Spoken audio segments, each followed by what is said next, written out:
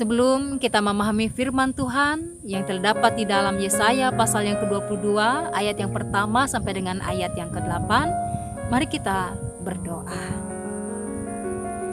Tuhan, hari ini kami berusaha memahami kehendak Tuhan dalam hidup kami. Sertailah kami dengan kuasa Roh Kudus-Mu, supaya kami nanti mampu melakukan kehendak Tuhan dalam kehidupan kami. Dalam nama Tuhan Yesus kami berdoa. Amin. Saudaraku, umat Israel merasa sangat bangga karena mereka adalah umat yang dipilih oleh Tuhan. Mereka adalah orang-orang yang telah dipilih oleh Tuhan untuk diselamatkan. Sehingga karena kebanggaan mereka itu, mereka merasa berhak untuk dapat melakukan apa saja. Sampai-sampai mereka lupa bahwa apa yang mereka dapatkan, apa yang mereka miliki pada saat itu adalah pemberian Tuhan. Karena Tuhan yang menyertai dan memberikan segala sesuatu kepada mereka. Bukan semata-mata karena usaha dan kerja keras mereka. Karena itulah saudaraku dikatakan di dalam nas kita ini bahwa Yerusalem adalah kota yang akan diserang dan dihancurkan. Karena ternyata mereka sudah mulai tidak taat kepada Tuhan dan melakukan dosa. Itulah sebabnya pada ayat yang kedua ada pertentangan yang jelas antara kegembiraan bangsa itu dengan masa depannya yang menyeramkan. Dan juga pada ayat yang ke-7 dan ayat yang ke-8 mengatakan, maka lembah-lembahmu yang paling indah penuh dengan kereta dan pasukan berkuda berbaris di hadapan pintu gerbang, dan Yehuda kehilangan perlindungan. Ternyata saudaraku, mereka akan kehilangan perlindungan ketika mereka melupakan Tuhan. Saudara-saudaraku yang kekasih, tidak salah kita memiliki kebanggaan sebenarnya di dalam kehidupan kita. Keberhasilan kita, kesuksesan kita yang kita miliki saat ini sangat wajar jikalau kita bangga akan semuanya itu. Kita berhasil dalam melakukan pekerjaan kita. Kita berhasil di dalam usaha yang kita tekuni selama ini. Bahkan bagi para petani dalam beberapa waktu yang telah lalu, mereka sangat bersyukur karena banyak hasil panen yang boleh mereka dapatkan, hasil yang melimpah. Bahkan bagi yang berkebun, banyak hasil kebun mereka yang boleh mereka nikmati.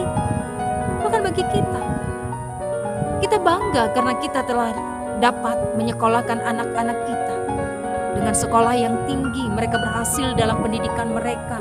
Mereka bisa mencapai karir mereka, kesuksesan mereka. Bahkan kita melihat kehidupan keluarga mereka yang sungguh harmonis.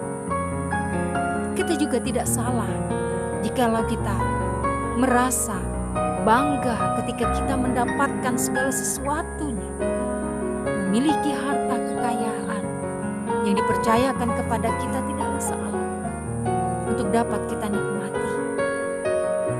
Karena itu saudaraku, jikalau kita memiliki semuanya, harta kekayaan yang melimpah, keberhasilan, kesuksesan, kenyamanan, pangkat, jabatan, dudukan, atau apapun yang menyenangkan hati kita, tidak salah untuk kita nikmati. Nikmatilah. Itu adalah berkat di dalam kehidupan kita. Syukurilah apa yang telah kita dapatkan. Namun, ada satu hal yang perlu diingatkan kepada kita.